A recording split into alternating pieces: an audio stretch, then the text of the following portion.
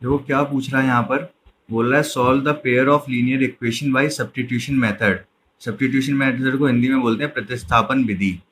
ठीक है। तो अब यहाँ पर है क्या, ये तीन क्वेश्चन लिख लिए मैंने, फर्स्ट, सेकंड और फोर्थ। थर्ड वाला तो नहीं के जैसा इसलिए नहीं लिखा। तो हमें क्या करना है, इनको सॉल्व करना है। सॉल्व करना मतलब क्या होता है, इसके एक, अभी तक हमने देखा था पीछे कि इक्वेशन होंगी तो या तो उसका एक सॉल्यूशन होता है या तो बहुत सारे सॉल्यूशन होते हैं, अनंत सॉल्यूशन, इनफाइनाइट सॉल्यूशन होते हैं, या फिर कोई सॉल्यूशन नहीं होता जब पैरेलल हो जाते हैं। वो पैरेलल मतलब समांतर जब हो जाती हैं तब कोई सॉल्यूशन नहीं होता। एक बार कट करती हैं, एक बार कट करती तो एक सॉल्यूशन होता है। पैरेलल होती तो कोई सॉल्यूशन नहीं होता। ओवरलैपिंग हो जाए, एक के ऊपर एक दोनों हो, तो बहुत सारे सॉल्यूशन होते हैं, इनफाइनाइट सॉल्यूशन होते हैं। ये हुआ करता था। ठीक है। तो इन सब केसेस में एक सॉल्यूशन होगा, केवल ये वाली केस बनेगा इन सब में। अगर इन केस बनता भी है पैरेलल वाला या कोई, तो हम बता देंगे कि यहाँ पर कोई सॉल्यूशन नहीं है। और अगर ये वाला केस बनता है तो बता देंगे यहाँ पर कि बहुत सारे सॉल्यूशन है, हम नहीं बता सकते कितने, कौन कौन से हैं। ठीक है।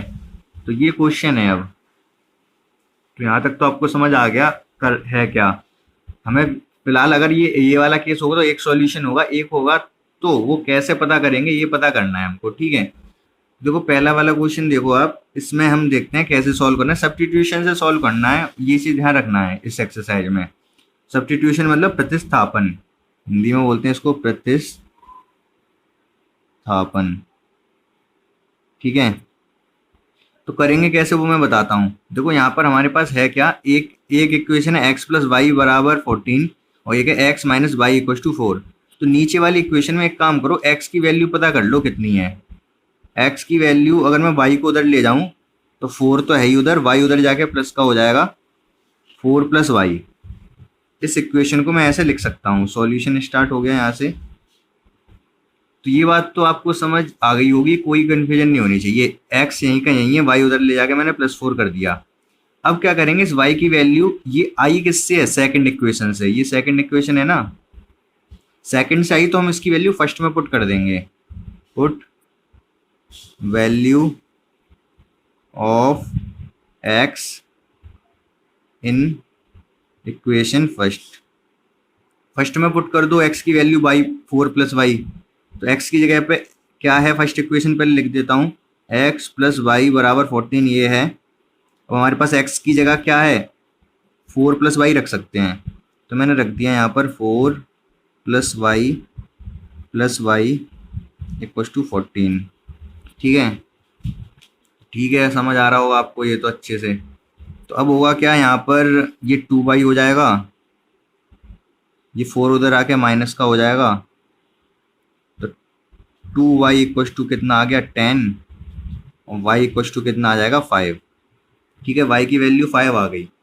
अच्छा, y की वैल्यू 5 किसी में भी पुट कर दो, यहाँ पर ही पुट कर दो। x equal to 4 plus y है ना, तो x इक्वल टू क्या है 4 प्लस वाई। तो 4 प्लस वाई की वैल्यू 5 आ चुकी है। तो x बराबर हो जाएगा कितना 9। ठीक है। तो ये आपको समझ आ गया होगा। अभी अगर यहाँ पर इसमें ही कोई प्रॉब्लम है तो पूछ लो आप, फिर मैं आगे समझाता हूँ आपको। अब देखो सेकंड क्वेश्चन में क्या करना है हमको, x minus t equal to 3 दे रखा है। यहाँ पर x s अपॉन s ही नहीं होगा, यहाँ पर या तो x यहाँ होगा या s यहाँ होगा। ऊपर s होगा शायद, हाँ तो ऊपर s होगा ये।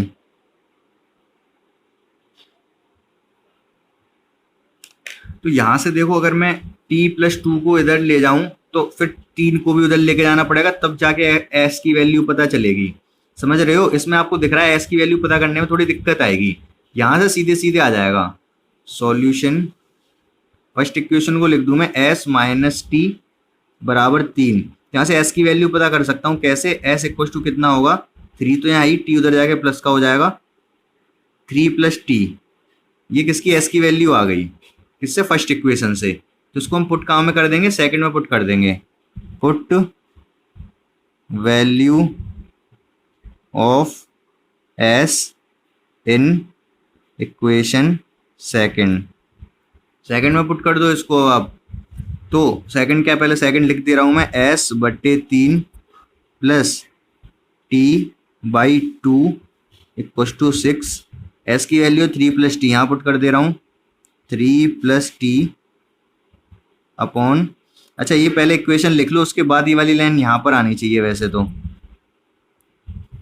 ठीक है, वो आप कर लोगे, समझदार हो। But divide by 3 plus T by 2, क्योंकि वैल्यू तो मैंने यहाँ पर तो इक्वेशन लिखी, पुट तो यहाँ पर की है, तो ये वाली line put value of S in equation 2 यहाँ आनी चाहिए। तो अब आगे क्या होगा, आगे आपको चाहिए टी की वैल्यू, तो एक काम कर सकते हो, डिवाइड कर दो इस 3 का दोनों तरफ, 3 का दोनों तरफ डिवाइड करेंगे तो क्या आएगा, 3/3 आ जाएगा ये, प्लस t/3 आ जाएगा, प्लस t/2 आ जाएगा, इक्वल टू 6।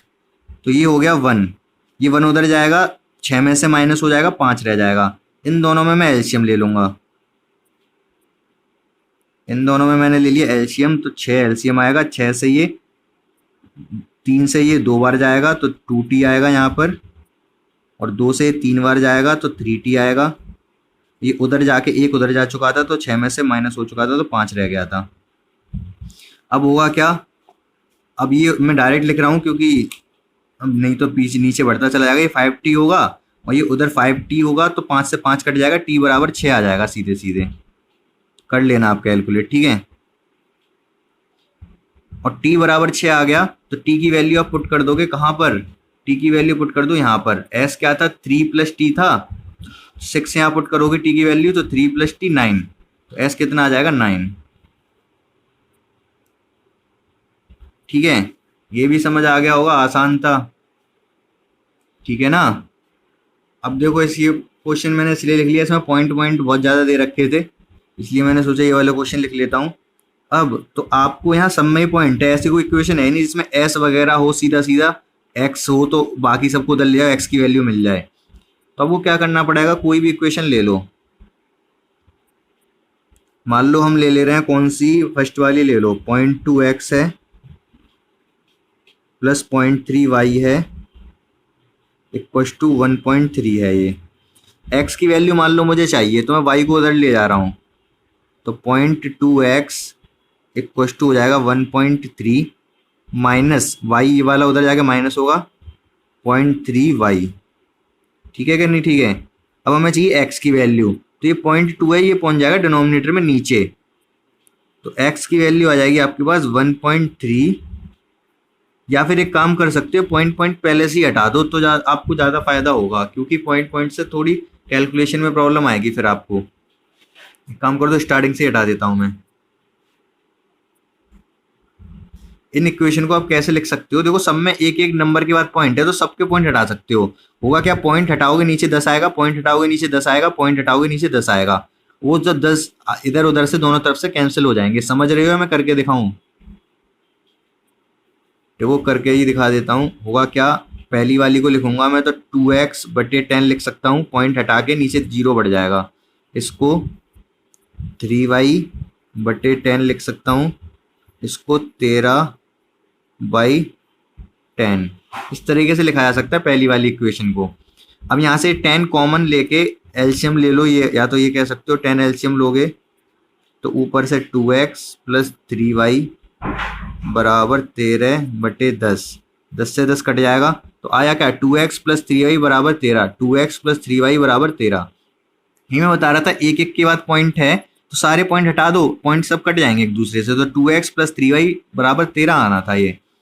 तो ये पहली इक्वेशन हो गई क्या, 2x plus 3y equal to 13, ठीक है। ये पहली हो गई। दूसरी कितनी हो जाएगी इसी तरीके से, 4x प्लस 5y बराबर 23। यहाँ तक तो आपको कोई प्रॉब्लम नहीं होगी, बिल्कुल समझ में आ गया होगा हमने किया क्या यहाँ तक, ये इक्वेशन को रिड्यूस कर दिया इन दोनों फॉर्म में, आसान बना दी थोड़ी, पॉइंट हटा दिए। अब आपको क्या करना होगा वो मैं बताता हूँ। अब पहली इक्वेशन को ले लो आप, चाहे दूसरी, चलो दूसरी को ही ले लेते हैं, कोई प्रॉब्लम नहीं है। 4x है ना, ये इधर 4x है, मैं 5y को उधर ले जा रहा हूँ, 23 माइनस 5y। अब 4 को नीचे ले जाना पड़ेगा क्योंकि केवल x की वैल्यू चाहिए मुझे, 23 माइनस 5y/4। ये मेरे पास आ गई किसकी वैल्यू, x की वैल्यू आ गई। यहाँ तक तो आपको कोई प्रॉब्लम नहीं होनी चाहिए मेरे हिसाब से, है कि नहीं। एक्स की वैल्यू तो पता करी हमने इस वाली इक्वेशन से। अब इस एक्स की वैल्यू को मैं रख दूंगा पहली वाली इक्वेशन में। Put value of x in equation first. तो रखो फर्स्ट वाली इक्वेशन ये है, तो 2 आएगा सबसे पहले। फिर एक्स की वैल्यू कितनी आई है, 23 माइनस 5/4, और फिर 3 है, फिर 13 है, ठीक है ना। तो यहाँ से y की वैल्यू पता करनी है हमको। तो पहले 2 से मैं इसको कट कर दूंगा 2 बार, फिर 2 आएगा, 2 को एक काम कर रहा हूँ एलसीएम ले ले रहा हूँ। हुआ क्या, ये किस तरीके का आ गया है, 23 minus 5/2 plus 3y equals to 13, ऐसा हो गया है कुछ ये। तो 2 ले लिया मैंने यहाँ से एलसीएम, तो 23 माइनस 5 प्लस 2 का मल्टीप्लाई इसमें होगा 3y में 6y हो जाएगा, और बराबर 13 हो जाएगा। ठीक है कि नहीं, ठीक है। अब होगा क्या, ये 1y बचेगा, माइनस का 5 है, प्लस का 1 है, 1y बचेगा, लिख दे रहा हूँ 23 प्लस का y, और ये 2 उधर जाके गुणा हो जाएगी 13 में, 26 हो जाएगा। y बराबर आ जाएगा हमारे पास, ये उधर जाएगा 23, 26 से माइनस होकर 3 आ जाएगा। y की वैल्यू आ गई 3। अब इस y की वैल्यू हम कहाँ रख देंगे, रख देंगे इस जगह पर x की वैल्यू पता करने के लिए। तो x की वैल्यू हो जाएगी 23 माइनस 5 इंटू 3/4। ये y की वैल्यू मैंने यहाँ पुट कर दी इसमें, ठीक है। तो कितना आएगा, ये 20 हो जाएगा ना, 15, और 23 में से 15 जाएगा, ये 23 में से 15 जाएगा तो कितना आएगा 8, और 8/4 2। तो x की वैल्यू आ गई 2। ये जो प्रतिस्थापन विधि सब्स्टिट्यूशन मेथड है थोड़ा लेंथी है, इससे ज़्यादा क्वेश्चन लंबा हो जाता है। अभी हम एलिमिनेशन पढ़ेंगे आगे वाली एक्सरसाइज में, वो थोड़ा जल्दी हो जाता है उससे, ठीक है। फिलहाल ये समझ आया आपको, ये बताओ मुझे। देखो ये वाला क्वेश्चन है फर्स्ट का 5th, तो क्या करोगे इसमें आप,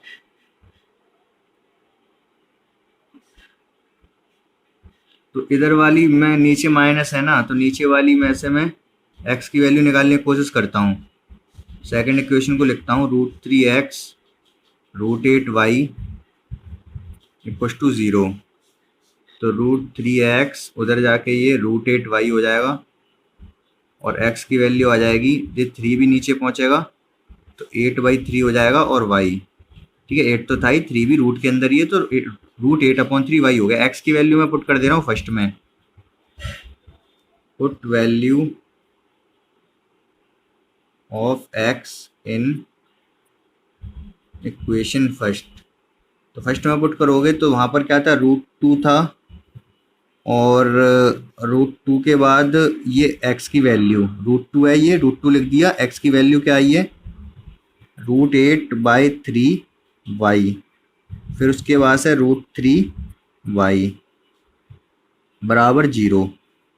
अब होगा क्या, अब यहाँ से y कॉमन ले लो आप। y जब कॉमन लोगे तो ये क्या होगा, ये √2 है, ये √8 है, √16/3 हो जाएगा। ये तो 2 और 8 16, और ये नीचे 3, और इधर से प्लस में कितना आएगा, √3 बराबर 0। तो यहाँ से क्या हुआ, ये y बराबर 0 हो गया। देखो होगा क्या, ये पूरा टर्म है, ये सब 0 के नीचे जाएगा और 0 बन जाएगा। आप सोच रहे हो कि y 0 के नीचे क्यों नहीं जा रहा, देखो ऐसे नहीं होता है।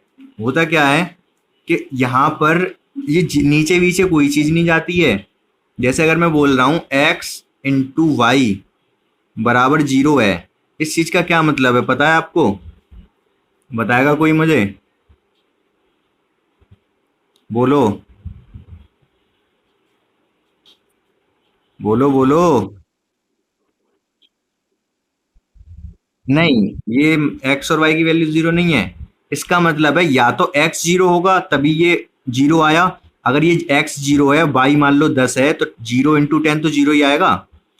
इस चीज का मतलब है या तो x 0 है, या तो y 0 है, या दोनों 0 हैं। दोनों 0 0 होंगे तब भी 0 आएगा, दोनों में से कोई एक 0 होगा तब भी 0 आएगा। ये बात से एग्री कर रहे हो आप लोग? ठीक है तनु। अच्छा तो अब मुझे ये बताओ यहाँ पर कौन जीरो है, ये जीरो है? नहीं, ये तो कोई नंबर है ना। ये जीरो कैसे हो जाएगा, इसका मतलब वाई जीरो है। आई बात समझ? वाई जीरो हो गया। अगर वाई जीरो है तो यहाँ पर जब जीरो रखोगे इसमें तो एक्स कितना आएगा? एक्स भी जीरो ही आएगा। तो इसका सॉल्यूशन क्या होगा? X zero y zero. तो ये तो आपको समझ आ गया होगा बहुत अच्छे से। वो पहले तो क्या दे रखा है इस क्वेश्चन में, इन दोनों को सॉल्व करो। यहाँ पर लिखा है solve solve these two equation. इनको पहले सॉल्व करना है, फिर find the value of m for which this. ये इसको भूल जाओ, इस वाले पार्ट को फिलहाल थोड़ी देर के लिए। फिलहाल पहले इनको सॉल्व करो आप केवल, ठीक है? इनको सॉल्व करने के लिए क्या करना पड़ेगा? अभी तक आपने सब्स्टिट्यूशन मेथड ही सीखा है तो वही लगाओगे आप। तो एक काम कर सकते हो आप, यहाँ पर देखो दोनों जगह 2x है, x की वैल्यू ना निकालो 2x की निकाल लो तो भी काफ़ी है। कैसे? मैं सेकंड वाली को लिखता हूँ। सेकंड वाली इक्वेशन क्या है? 2x minus 4y equals to minus 24। 4y उधर जाके प्लस का हो जाएगा, 2x इक्वस टू आ जाएगा 4y प्लस का हो जाएगा माइनस 24। अब चाहो तो आप 2 का डिवाइड कर लो, चाहो तो मत करो। सीधे 2x की वैल्यू 4y माइनस 24 ही रख दो ना 2x की जगह पर। तो put value of 2x in equation first. 2x की जगह पे क्या रख दोगे? 4y माइनस 24 यहाँ पर। तो 4y माइनस 24 कहाँ रख दिया हमने? 2x की जगह पर। प्लस 3y है ये, बराबर 11 है।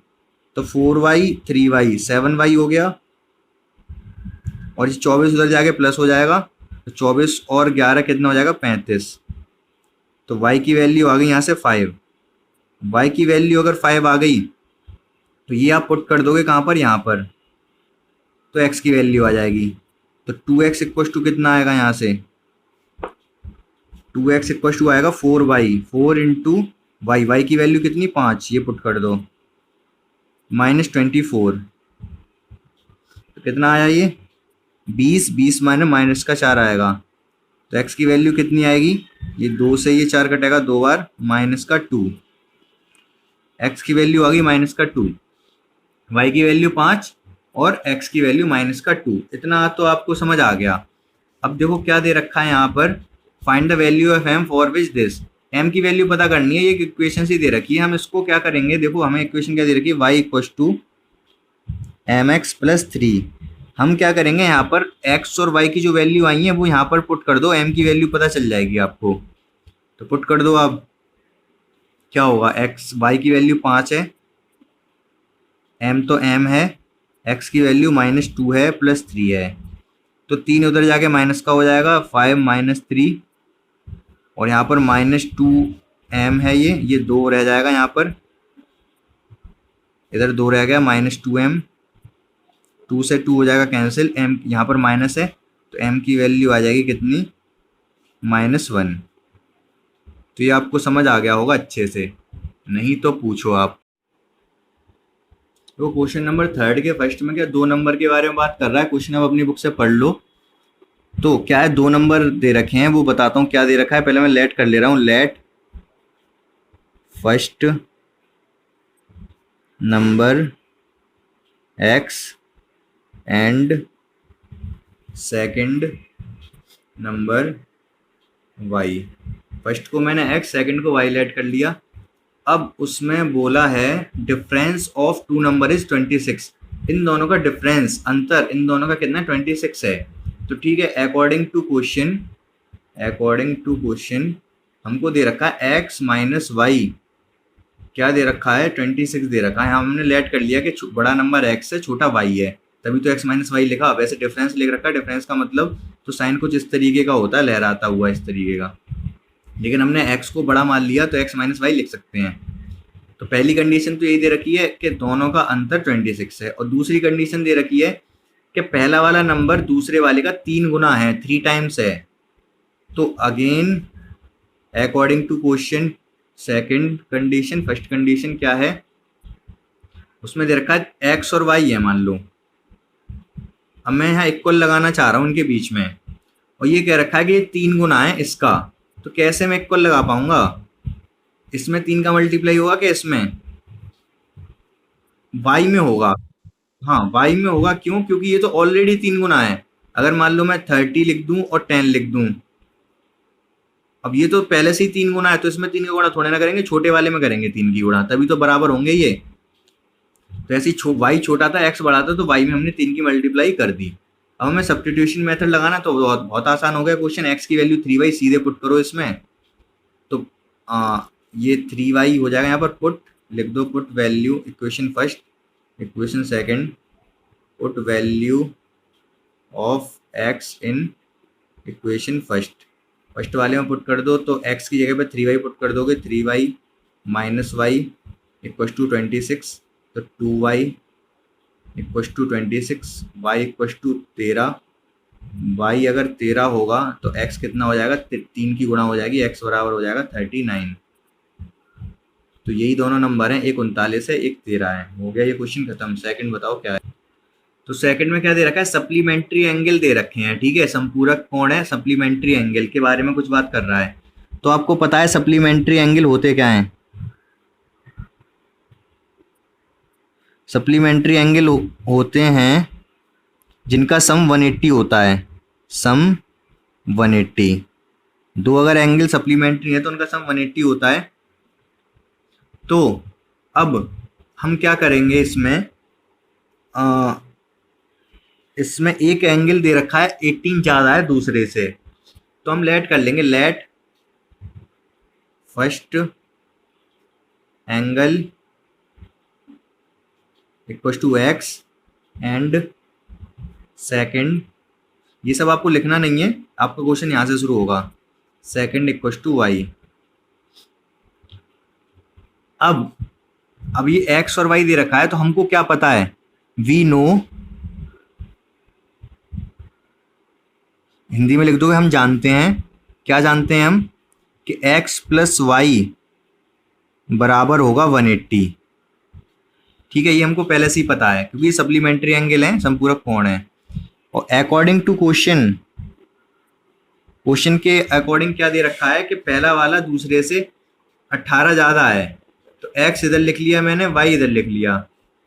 अब बराबर अगर मुझे लगाना है तो क्या करना पड़ेगा? ये 18 ज़्यादा है इससे, तो दोनों इक्वल कैसे कर पाऊंगा? मान लो अगर ये 20 है, ये 12 है, तो 18 नहीं, अच्छा 18 है। मान लो ये 20 है, ये 2 है, तो दोनों को इक्वल कैसे कर पाएंगे? इधर 18 ऐड कर दूं तभी तो इक्वल हो पाएंगे ये। वैसे 20 और 2 हो नहीं सकते ये, क्योंकि दोनों का सम 180 होना है, फिलहाल उसको छोड़ो। लेकिन अगर ये छोटा है तो इसमें 18 ऐड करना पड़ेगा, तभी इक्वल हो पाएंगे। तो दो इक्वेशन बन गई, फर्स्ट और सेकंड। पुट कर दोगे x की वैल्यू इसमें, आंसर आ जाएगा। मैं डायरेक्ट आंसर लिख दे रहा हूँ, y प्लस 18 होगा, 2y हो जाएगा, 18 उधर जाके माइनस होगा, 162। तो y की वैल्यू आ जाएगी आपके पास 82, कर लोगे आप।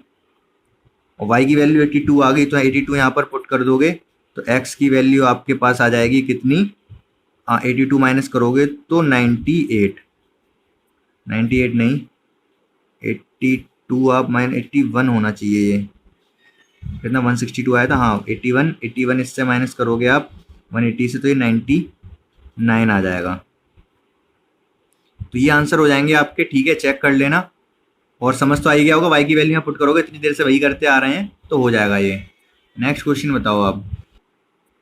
जो क्वेश्चन नंबर थर्ड क्या दे रखा है कि 7 बैट और 6 बॉल कितने रुपए की खरीदी है उसने? 3800 के।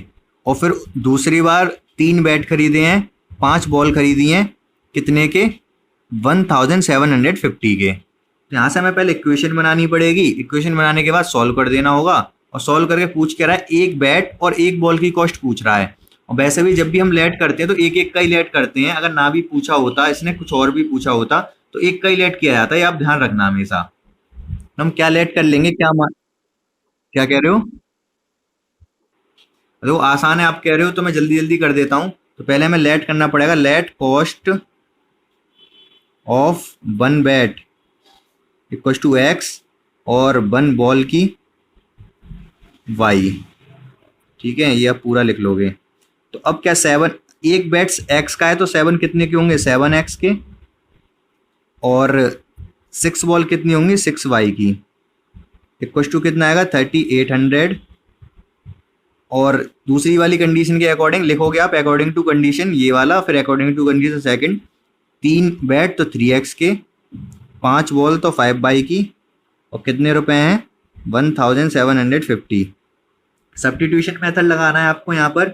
सब्स्टिट्यूशन मेथड यूज कर लोगे आप, 5y को उधर ले जाओगे, 3x की वैल्यू आ जाएगी आपके पास। तो एक काम करो, 3x है यहाँ पर, थोड़ा कैलकुलेशन टफ होगी, 1750, 5y उधर चला जाएगा।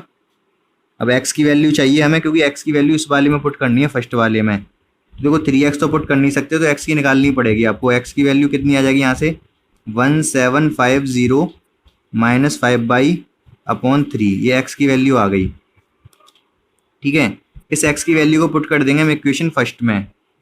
तो put value of x in equation first, तो कर दो पुट। 7 है यहाँ पर, फिर x की वैल्यू लिखेंगे, x की वैल्यू 1750 5/3, उसके बाद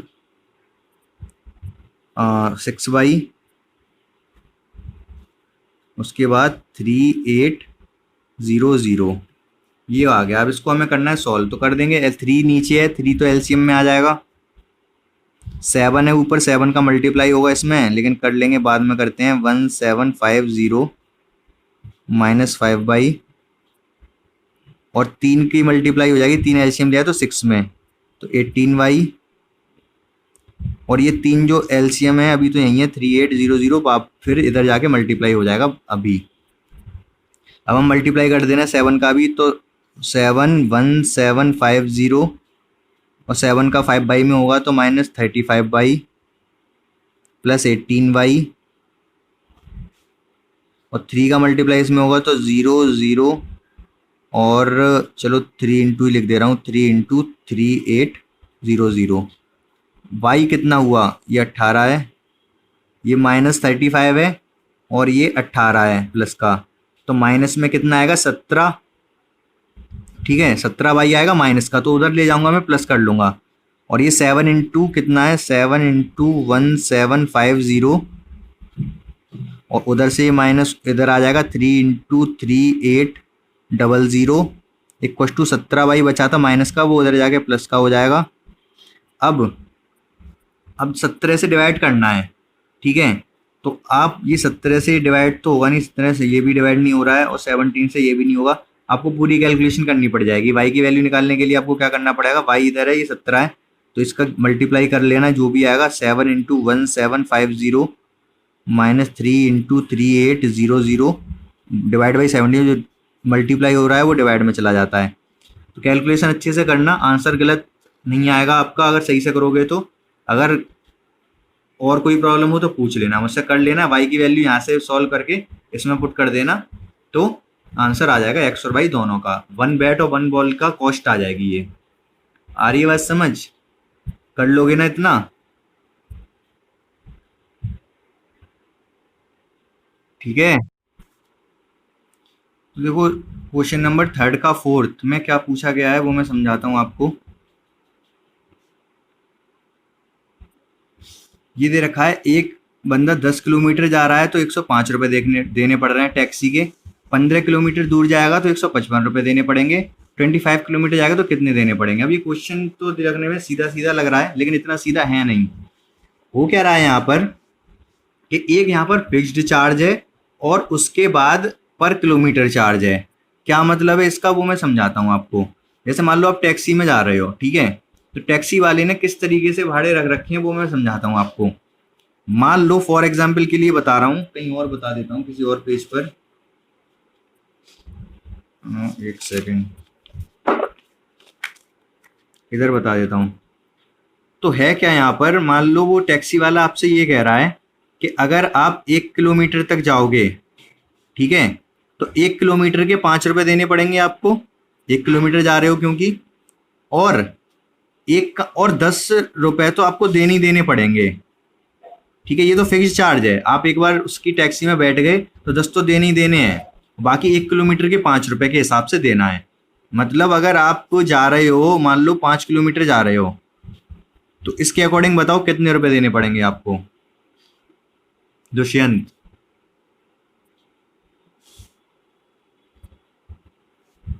बोलो।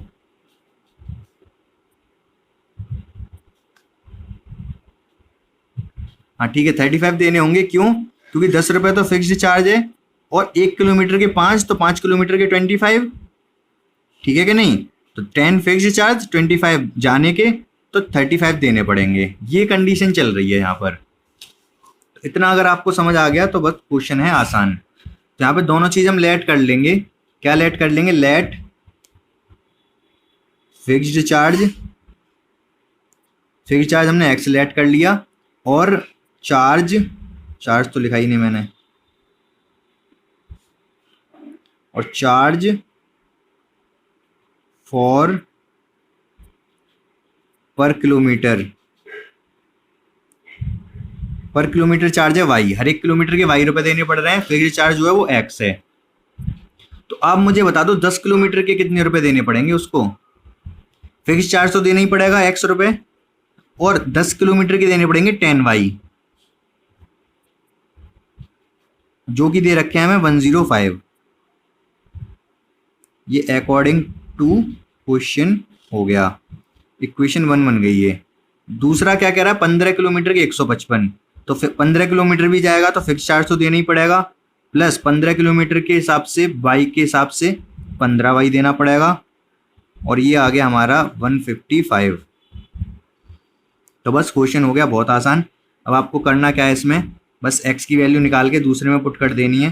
तो यहाँ से x की वैल्यू निकाल दे रहा हूँ, मान लो मैं सेकंड वाले से। सेकंड वाले से x की वैल्यू कितनी होगी? 155 माइनस 15 वाई, ये उसमें पुट कर दो पहले वाले में।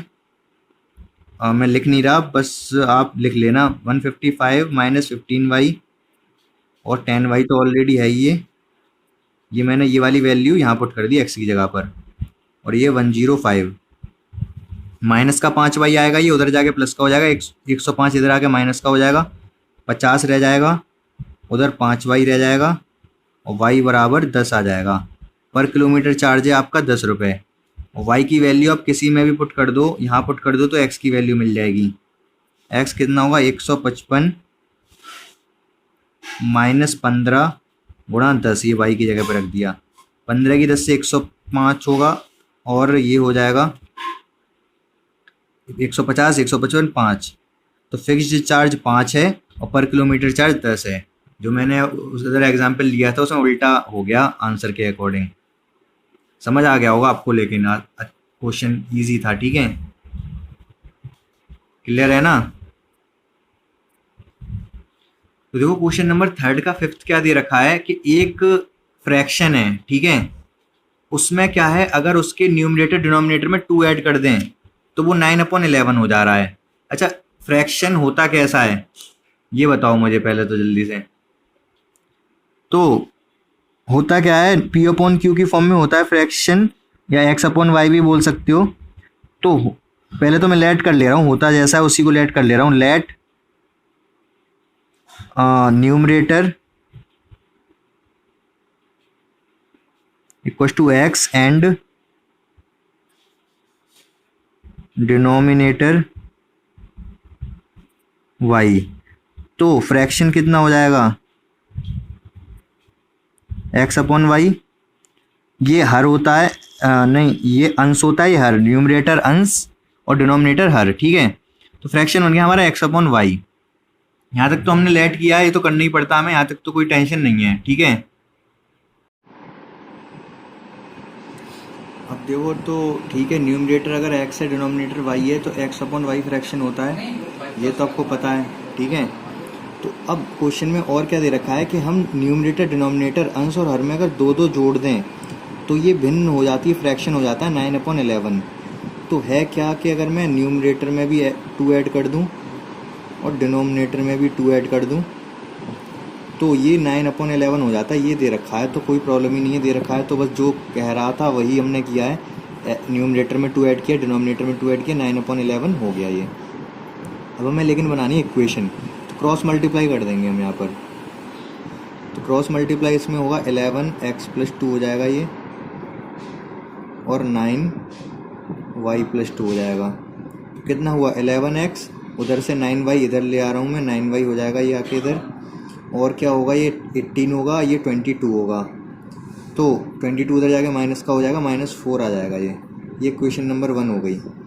अकॉर्डिंग टू क्वेश्चन लिख देंगे हम यहाँ पर।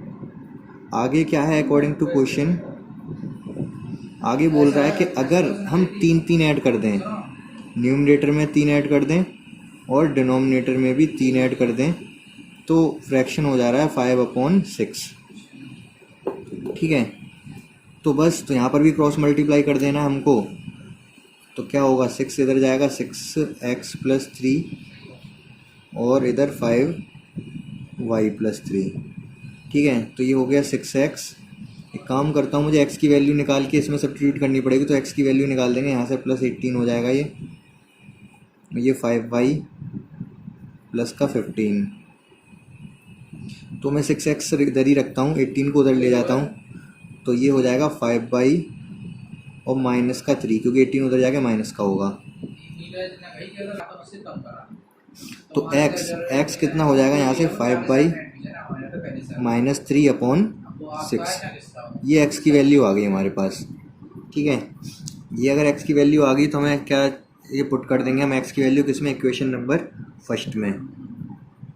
Put value of x in equation first. क्या है 11 है, x है 11x, तो x की जगह पर क्या रख देंगे 5y -3/6 -9y = -4। ये है हमारे पास। ठीक है, हमने पुट कर दी वैल्यू। अब हमें क्या करना होगा, सॉल्व करना है, तो सॉल्व कर दो। अब 6 एलसीएम ले लेंगे हम, तो क्या होगा ये 55y 55y और -33, 6 इधर जाके 54y -4। तो अब तो ये सॉल्व हो चुका ऑलमोस्ट। 55 में से 44 जाएगा तो कितना y आएगा, ये उधर जाके -24 और ये 33 इधर आके प्लस का हो जाएगा। तो ये 6 और 3 9, y की वैल्यू 9 आ गई आपके पास, y की वैल्यू 9। तो y की वैल्यू पुट कर देंगे हम यहाँ पर। तो x की वैल्यू कितनी मिल जाएगी हमको, x की वैल्यू 5 × y मतलब 9 -3/6। तो कितना हो गया ये 45 -3 42 42/6 7। तो x की वैल्यू आ गई 7। तो हमारे पास फ्रैक्शन भिन्न क्या बन गई, फ्रैक्शन हो गया x था न्यूमरेटर तो 7 ऊपर, y डिनोमिनेटर तो 9, तो फ्रैक्शन हमारा है 7/9। ठीक है, क्रॉस वेरीफाई कर सकते हो चाहो तो आप आंसर को। बोला क्या था कि अगर इसमें 2 ऐड कर दें ऊपर नीचे तो ये कितना बन जाता है 9/11। तो 2 ऐड करोगे 9, ये 2 ऐड करोगे तो 11 बन जाएगा। ठीक है, और अगर 3 ऐड करते हैं, 3 ऐड करेंगे तो ये 10 हो जाएगा, ये 12 हो जाएगा। 3 ऐड करोगे ऊपर तो ये 10 होगा और ये 12, और इसको कैंसिल कर दोगे तो 5/6 ही हो जाएगा। ये आंसर क्रॉस वेरीफाई भी हो गया। ठीक है, अब मूव करते हैं नेक्स्ट क्वेश्चन पे। अब देखो लास्ट क्वेश्चन में क्या है, जैकब है और जैकब का सन है, इसका एज प्रॉब्लम है। ये एज प्रॉब्लम में क्या होता है मैं कंसेप्ट बता दूंगा अभी। और तो होता क्या है यहाँ पर, क्या है हमने दोनों की एज लेट कर ली पहले, तो जैकब की x लेट कर ली, उसके सन की y लेट कर ली। हिंदी में लिखोगे तो माना जैकब की उम्र x और उसके पुत्र की उम्र y। ठीक है, अब हम अकॉर्डिंग टू क्वेश्चन प्रश्नानुसार क्या करेंगे वो मैं बताता हूँ। देखो अब यहाँ पर होता क्या है कि ये पूछ रहा है कि 5 साल इसने दे रखा है, 5 साल बाद, 5 साल बाद जैसे अभी मैं x और y लिख लूँगा पहले, तो जो भी होगा रिलेशन दे रखा होगा x और y में। ठीक है, जैकब के फादर जैकब और उसके सन की एज में कुछ रिलेशन दे रखा है, तो हमने दोनों को लिख लिया। अब ये बोल रहा है कि 5 साल पहले की बात कर रहा है, क्वेश्चन पढ़ लेना आप। 5 साल पहले क्या कह रहा है, 5 साल पहले जैकब की एज 3 टाइम्स थी। 5 साल पहले नहीं, 5 साल बाद, आफ्टर 5 ईयर जैकब की एज 3 टाइम्स होगी उसके सन की एज का। ठीक है, ये दे रखा है। तो है क्या 5 साल आगे की बात कर रहा है ना, ये 5 साल आगे की बात कर रहा है। तो दोनों की एज में पहले तो मैं 5 ऐड कर दूंगा, क्योंकि अभी किसी की एज मान लो 25 है तो 5 साल बाद 30 होगी। तो 5 साल बाद की बात कर रहा है, आफ्टर 5 ईयर बोल रहा है, तो x+5 कर दिया, y+5 कर दिया। अब हम देखते हैं क्या बोल रहा हुआ है। और अब बोला है कि जैकब की एज 3 टाइम्स होगी। मान लो जैकब की एज अगर 30 है, उसके सन की 10 है, तो बीच में अगर इक्वल लगाना है हमको, तो बीच में अगर इक्वल लगाना है तो हमें क्या करना पड़ेगा, उसके सन की एज में 3 का मल्टीप्लाई करना पड़ेगा, अगर 3 टाइम्स फादर की एज है तो इसी तरीके से ये जैकब की एज 3 टाइम्स है उसके सन की एज का। तो मुझे अगर बराबर लगाना है बीच में, तो मुझे 3 का मल्टीप्लाई करना पड़ेगा इधर, ठीक है। तो यहाँ से एक इक्वेशन बन जाएगी हमारे पास x+5 को मैं उधर ले जाऊँगा, उधर बनेगा ये 3y प्लस का 15, और ये 5 है तो 10 रह जाएगा, ये 5 उधर जाके माइनस होगा। x इक्वल टू समथिंग, मैंने एक इक्वेशन बना ली, करके देख लेना आप, यही आएगा सॉल्व करोगे तो इसको। और दूसरी कंडीशन क्या दे रखी है, अकॉर्डिंग टू कंडीशन सेकंड, वो दे रखा है कि 5 ईयर एगो। अब देखो फिर हम x और y लिख लेंगे पहले तो। अब 5 ईयर एगो की बात कर रहा है तो 5 इसमें से माइनस कर दूंगा और 5 इसमें से माइनस कर दूंगा, ठीक है। अब क्या था, 7 टाइम्स थी किसकी, फादर की एज 7 टाइम्स ही, तो सन के में मुझे 7 का मल्टीप्लाई करना पड़ेगा क्योंकि इक्वल लगा रहा हूँ बीच में। तो होगा क्या यहाँ से x-5 इक्वल टू 7y-35, ये आ गया मेरे पास। अब मैं क्या करूँगा, ये इक्वेशन सेकंड मान लो, तो इस फर्स्ट इक्वेशन से x की वैल्यू यहाँ ला के रख दूँ तो y की वैल्यू आ जाएगी। Put value of x in equation 2 में पुट कर दे रहा हूँ। x की वैल्यू क्या है, 3y+10, तो यहाँ रख दे रहा हूँ 3y+10 -5 7y-35। तो क्या होगा, ये हो गया माइनस का 5, 35 को मैं इधर ले आ रहा हूँ, 3y को उधर ले जा रहा हूँ, तो यहाँ पर होगा ये 10 - 5 मतलब प्लस का 5, और ये 35 इधर आके प्लस का हो जाएगा 7y - 3y, ये 4y हो गया, ये 40 हो गया, y इक्वल टू हमारे पास 10 आ गया। y 10 मतलब सन की एज 10 है, और अब मैं इस 10 को पुट कर दूं इस इक्वेशन में, तो कितना होगा, 10 × 3 30 प्लस 10 40, तो x आ जाएगा 40। तो फादर की एज, जैकब की एज आ गई 40 और उसके सन की 10। समझ आ गया होगा ज़्यादा कुछ था नहीं इस क्वेश्चन में। इनकेस अगर प्रॉब्लम है तो आप पूछ सकते हो। तो ये एक्सरसाइज ख़त्म हो गई। अब कोई भी डाउट है तो आप पूछ सकते हो और कमेंट कर सकते हो।